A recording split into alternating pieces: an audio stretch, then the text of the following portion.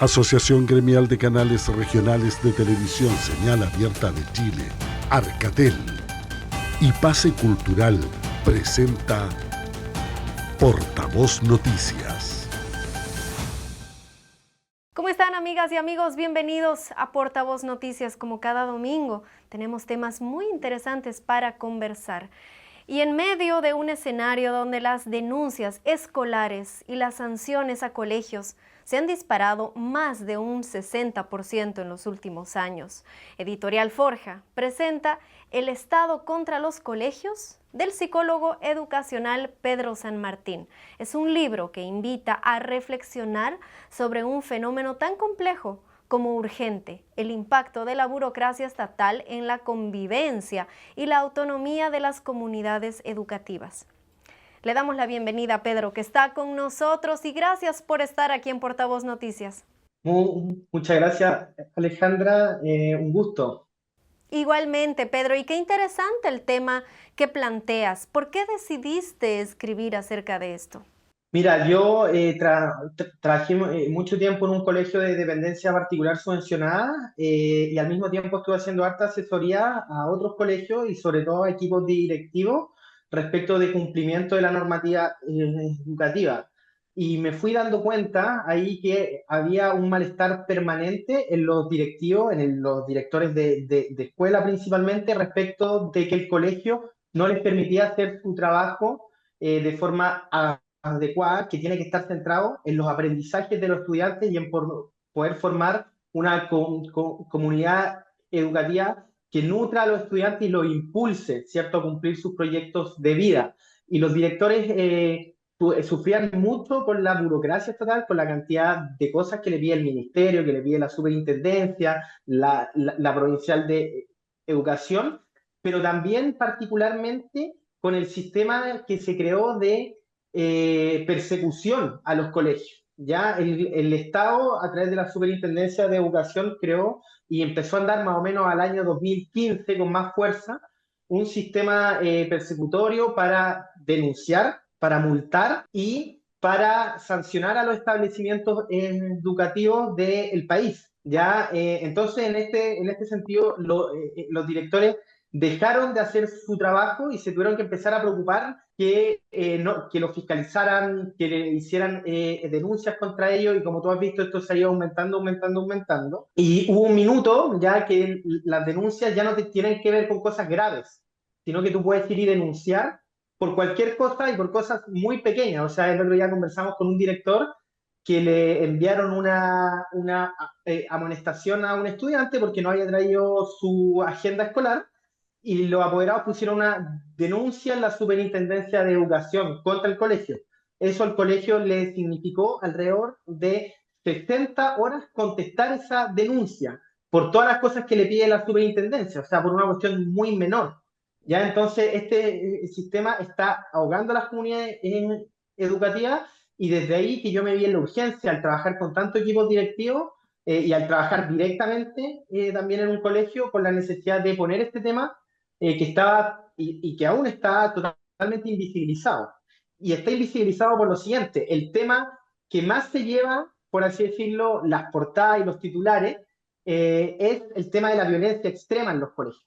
Sí. Ya esto, los estudiantes, cierto, que tiran bombas molotov, que queman sus colegios, en los liceos emblemáticos, pero esas son situaciones de carácter extremadamente grave, ¿ya? Pero están todas estas otras situaciones menores, que están, por así decirlo, en el subsuelo de la convivencia escolar, que los directores tienen que tratarlas como hechos extremadamente graves, porque si no lo hacen así, los denuncian, los pueden multar muy fuertemente, y eso hace que al final las comunidades educativas se enfrenten y se deterioren, porque no pueden resolver sus conflictos de forma pacífica y razonable.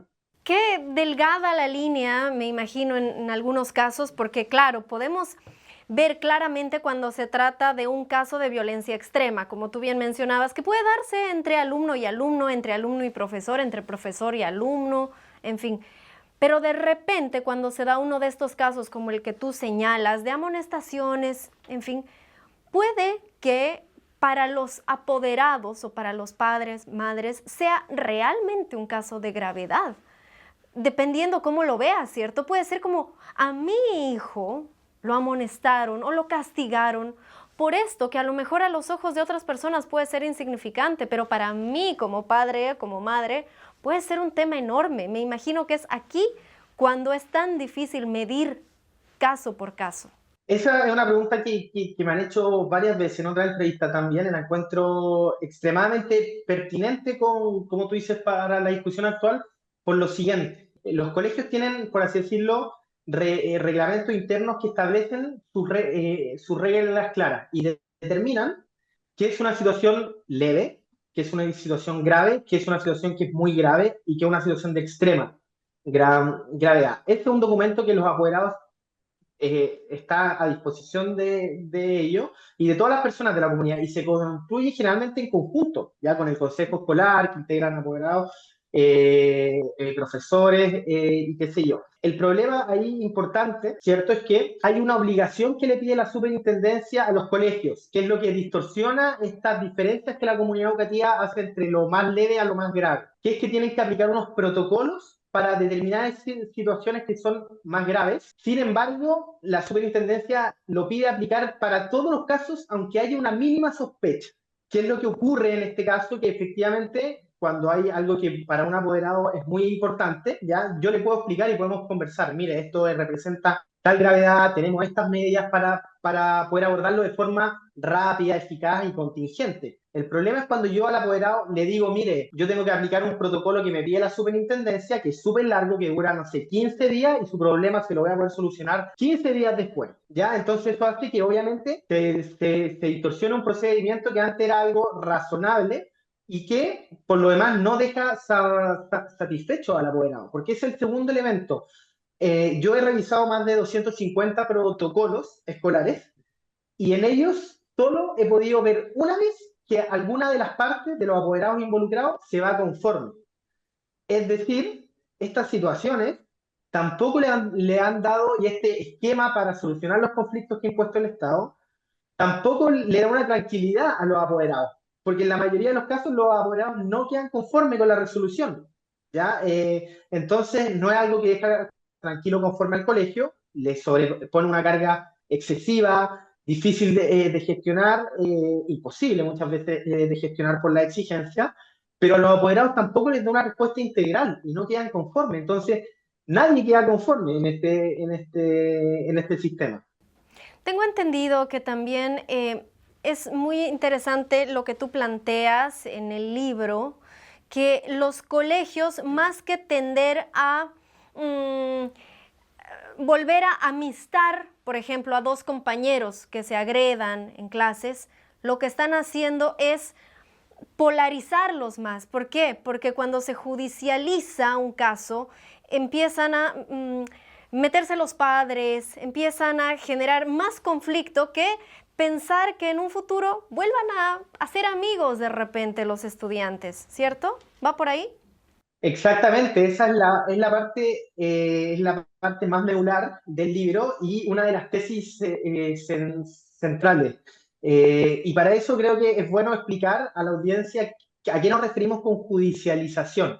La judicialización escolar es cuando entra una lógica judicial en los colegios para resolver los conflictos.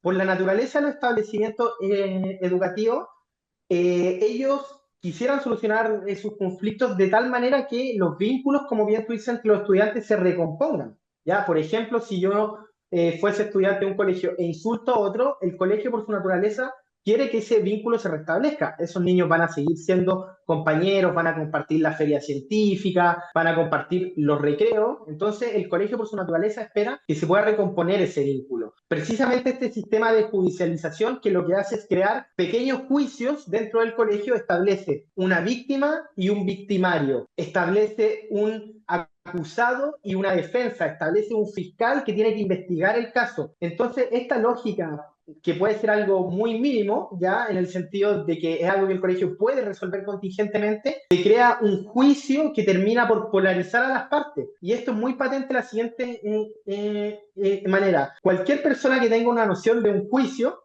¿cierto?, va y sabe, y sobre todo de un juicio penal, que es la lógica que prepondera más hoy día en la superintendencia, que un juicio penal no persigue restablecer el vínculo entre las partes. El juicio penal lo que espera es que se establezca una verdad y que se establezcan medidas o sanciones respecto de eso, pero en ningún minuto está pensando en que haya un desarrollo integral de las personas y que ellos tengan un aprendizaje y eso les permita aprender a convivir, ¿ya? Y el fenómeno es muy curioso.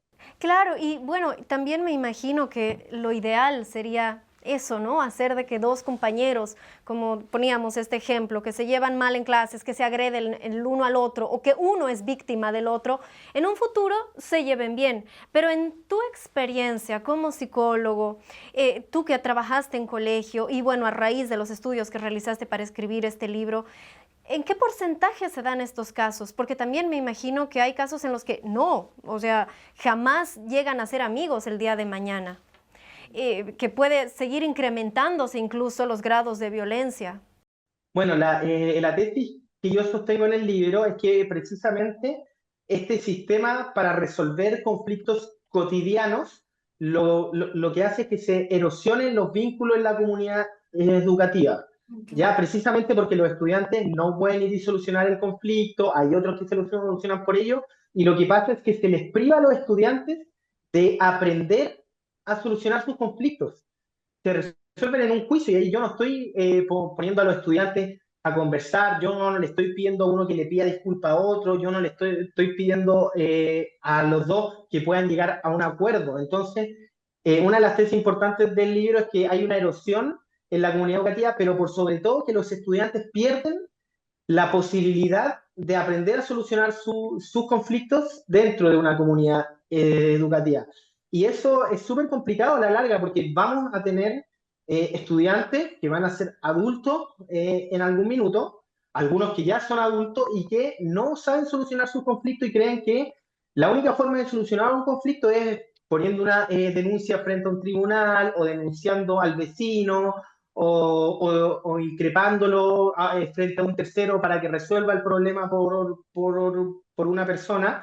Entonces, esto a lo que nos lleva finalmente es que tenemos estudiantes que no aprenden a convivir y que en una cantidad importante de casos no pueden volver a restablecer vínculo y no vuelven a ser ni amigos, ni siquiera se reconocen como compañeros, se reconocen como enemigos. Claro. Y esto también se extiende a los papás, que los papás al verse involucrados como defensa de los niños, va y se termina generando una confrontación artificial que estos papás no tenían antes. Entonces, el papá acusado y frente al de acusa se terminan enfrentando también y al final todos los vínculos de la comunidad educativa se ven fracturados.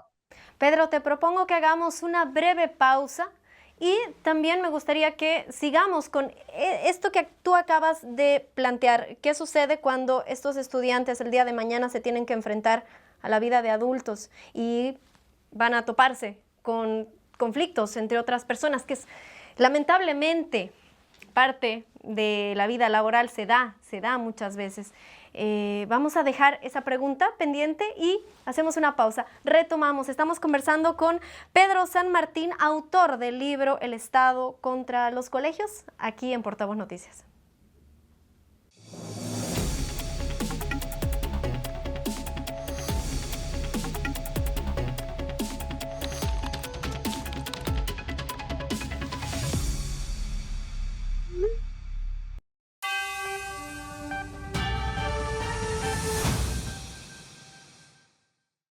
Y estamos de vuelta aquí en Portavoz Noticias como cada domingo conversando acerca de temas muy importantes. Hoy estamos hablando acerca de un libro que te invita a reflexionar sobre el Estado y la situación respecto a la violencia que está incrementándose en los colegios. Estamos con Pedro San Martín, autor de El Estado contra los colegios. Retomamos contigo, Pedro. Habíamos dejado una pregunta antes de irnos a la pausa y es que ¿qué tipo de personas adultas van a ser el día de mañana los estudiantes que sufren violencia en el colegio, los estudiantes que son violentos con sus compañeros, con los profesores? Según tú como psicólogo y a raíz de los estudios que has realizado para escribir este libro, ¿qué nos dices? Bueno, hay consecuencias que uno está viendo ya, de hecho, adultos en el mercado laboral. Como este proceso partió más o menos desde el 2015, hay muchos estudiantes que en ese tiempo están en segundo, tercero, cuarto medio, que ya están en el mundo del trabajo. Y uno puede ver precisamente que tiene a personas y adultos que cada vez externalizan más sus conflictos hacia un tercero. O sea, no se atreven, por ejemplo, a plantearle a un compañero que tienen una diferencia de forma sana, o también los problemas que son más cotidianos, ¿ya? Van y se transforman en problemas exageradamente grandes, ¿ya? Y esto es lo que podemos ver también, y lamentablemente el Estado ha impulsado un poco esto a través de la ley Karim, que si bien la ley Karim, en el libro hago una nota breve respecto de su aplicación y su paralelismo con el mundo educacional, pero en la ley Karim, siendo que tenía una muy buena intención y que buscaba y perseguía fines muy nobles, se ha transformado en un lugar donde se externalizan todos los conflictos de la empresa y los lugares los de trabajo. Y las empresas y los lugares de trabajo ya no están pudiendo solucionar sus conflictos de manera razonable. No es por nada que la dirección del trabajo al día de hoy está colapsada con denuncias por cada cosa, y que la gran mayoría de las denuncias no las atiende y devuelve a la persona que denuncia o al empleador diciendo que este es un conflicto que se tiene que resolver entre las personas que tienen el conflicto, porque no es algo que merezca la pena o la gravedad resolverlo a través de un tercero. Entonces nosotros estamos viendo ya que a los adultos que estuvieron bajo este sistema les está costando mucho más tener una convivencia sana, ¿ya? Y esto, el impacto grave es que en el mundo del trabajo vamos a tener climas más hostiles, ¿ya? Y Y eso va a ser muy difícil de sobrellevar. Pedro, ¿y se ha incrementado todos estos hechos de conflictos en los trabajos después de la pandemia, cierto? Me imagino que en los colegios se ha dado muchísimo más, porque los estudiantes han tenido que pasar clases de manera virtual y después retornar a clases, a enfrentarse a un ambiente completamente diferente. Me imagino que también ha tenido repercusiones en sus comportamientos. Sí, sin duda, cuando volvimos de la pandemia, al primer año que había presencialidad plena, se incrementaron bastante las situaciones de convivencia escolar del día a día. O sea, efectivamente, muchos estudiantes perdieron durante esos 2 años la posibilidad de aprender a convivir, a relacionarse y a solucionar sus conflictos de manera pacífica, porque prácticamente no tenían conflictos. Si los tenían, eran con personas de un alcance corto, por así decirlo, en su propia familia, con conocidos, con cercanos. Pero ahora muchas veces los conflictos en la escuela son una persona que es totalmente distinta a mí, que tiene otra formación valórica, que tiene otra cultura. Entonces, yo al no estar expuesto a eso como estudiante, durante 2 años, claramente hay muchas cosas que no pude aprender, y cuando volvimos de la pandemia hubo un aumento muy importante en estas situaciones. Ahora, vale decir que los profesores y los equipos de convivencia en los colegios han hecho un trabajo colosal en ese sentido y están logrando revertir esa situación. Y lo quiero decir con mucho ahínco porque a pesar de lo difícil que se lo ha puesto la Superintendencia de Educación, a pesar de una pandemia, ¿ya? Y a pesar de lo exigente que es el mundo del trabajo el día de hoy, los profesores y las comunidades escolares se han esforzado, y los trabajadores de los colegios se han esforzado y están logrando ir y revertir esa situación con mucho esfuerzo, y esperaríamos que el Estado nos ayude en eso. Hay algunas señales de esperanza que puede ser que empiecen a caminar hacia esa línea, pero gran parte del trabajo para ir y recuperar esos aprendizajes ha sido un trabajo incesante de los colegios. Pedro, y también tengo entendido que planteas en el libro el hecho de que los colegios hoy en día están más enfocados en solucionar sus problemas judiciales, las denuncias que tienen, que estar pensando en mejorar la calidad de educación. ¿Es tanto así? Es tanto así, Alejandra. Mira, voy a darte un par de datos que consolido en el libro. Un colegio urbano tiene aproximadamente 10 denuncias por año, ¿ya? Esto es más o menos una denuncia al mes. cada denuncia se traduce más o menos entre 45 y 70 horas de trabajo. Por lo tanto, eso significa que tú tienes a un equipo directivo de 3 personas normalmente que desaparece por 3 días durante un mes. Si uno va y lo consolida esto, significa que yo no tengo los equipos directivos durante un mes al año solo por denuncias. Todo marzo, por ejemplo, si yo lo pudiera consolidar, no existe el director de la escuela. El director está enfocado en contestar denuncias. Ya, o sea, le estoy quitando una parte importantísima de tiempo y de espacio y de energía, por lo demás, porque esto además genera un desgaste importante, un estrés muy alto para los equipos que tienen que ver las situaciones de denuncia, que les desvían el foco y no les permiten después ir y hacer, en fondo, el trabajo pedagógico de forma adecuada. ¿Por qué? Porque la denuncia me genera un estrés importante, pero yo cuando suelto, por así decirlo, o envío esa denuncia, los directivos, con lo agotados que quedan de estas situaciones, les cuesta un poco volver y restablecerse para dedicarse al trabajo pedagógico. Entonces el impacto es muy, muy importante en las comunidades educativas y efectivamente el trabajo de ellos se ve muy menoscabado. Y un segundo dato muy importante es que muchas de estas denuncias están llegando en vacaciones, ¿ya? Y esto es un dato que es muy sensible porque la superintendencia recibe estas denuncias y una vez que le notifica el colegio tiene un plazo de aproximadamente 3 días para contestar.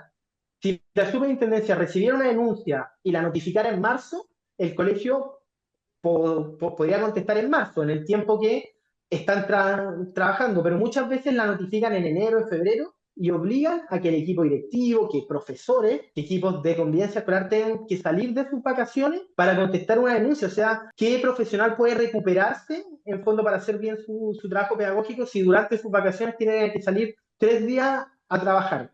A mí, de hecho, me tocó personalmente eso una vez. Yo me estaba cambiando de casa, de hecho, de una región a otra, nos llegó una denuncia, le pedimos al fiscalizador que pudiéramos cambiar esa denuncia, que responderla a la vuelta de las vacaciones, porque no era un hecho extremadamente grave, no requería una denuncia a otras autoridades, y el fiscalizador nos negó esa posibilidad diciendo que él tenía que hacer cumplir la ley. Por lo tanto, para la superintendencia es más importante cumplir la ley de forma estricta, sin una reflexión profunda, a costa de los profesores y todos sus funcionarios. Y la ley aula segura, ¿qué opinión te merece? ¿Qué te parece que realmente se haya implementado en 2018, tengo entendido? Si nos puedes contar más, por favor, en detalle.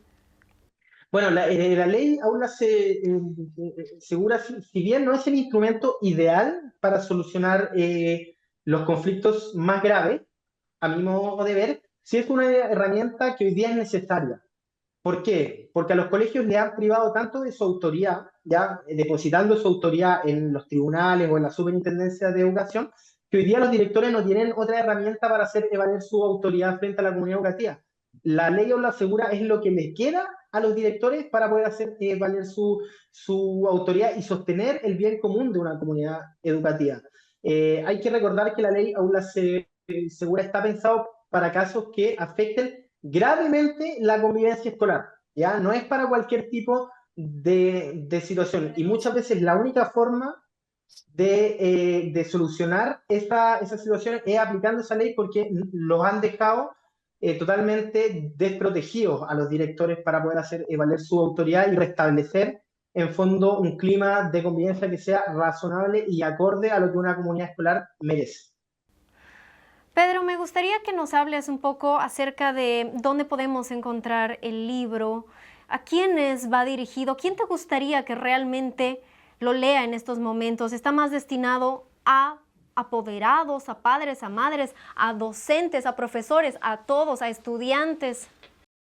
Bueno, si bien el libro tiene un foco en un público general, está escrito de tal forma en versión ensayo, de tal forma que pueda ser entendido y disfrutado por cualquier persona, sí tiene un mensaje particular tanto para el mundo del político, que son quienes en este minuto están legislando por una ley de convivencia escolar sobre la cual yo tengo mucho reparo, porque creo que tiene aspectos que va a profundizar la judicialización escolar. Y también va dirigido, ojalá, a las autoridades de la superintendencia, quienes yo creo que tienen harto que pueden hacer para mejorar la situación actual.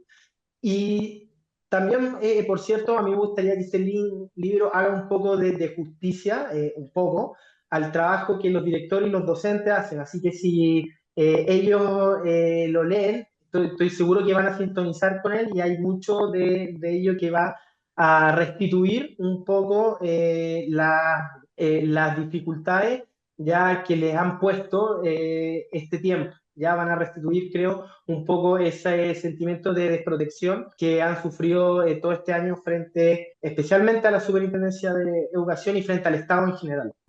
¿Y dónde lo podemos encontrar, Pedro? Recordando que nosotros llegamos a todo el país, de norte a sur, así que me imagino que hay personas que también quieren adquirirlo y leerlo. Sí, exactamente. Uno puede encontrarlo en editorial, perdón, en la librería antártica, en todas las librerías antárticas del país, tanto en su físico como pueden comprarlo online. También en la página de Editorial Forja pueden comprarlo y también a través de Busca Libre, ¿ya? Para quienes quieran leer, todas esas son las opciones en físico. Para quienes quieran leerlo en digital, en el Kindle, en el iPad, en la tablet, pueden adquirirlo a través de Amazon. ¿Ya? Ahí está disponible para que lo puedan comprar. Te agradecemos muchísimo por tu tiempo y por hacernos reflexionar de esta manera acerca de esta problemática que está lamentablemente en incremento. Pedro, te agradecemos muchísimo. No, muchas gracias a usted y un gusto estar en este espacio. Gracias nuevamente. Ahí estábamos conversando con el autor de El Estado contra los Colegios, de Editorial Forja, Pedro San Martín, que nos hizo reflexionar acerca de varios temas, nuestra manera de lidiar con los conflictos, con la violencia, siendo niños, siendo adultos, siendo apoderados, siendo profesores. Les agradezco a todos ustedes por acompañarnos, como siempre, en este espacio de Portavoz Noticias. Recuerden que la información de las regiones también se encuentra en nuestra página portavoznoticias.cl y ustedes también nos pueden seguir a través de nuestras redes sociales. Mañana lunes nos volvemos a encontrar. Tengan un excelente descanso. Asociación Gremial de Canales Regionales de Televisión Señal Abierta de Chile, Arcatel y Pase Cultural presentó Portavoz Noticias.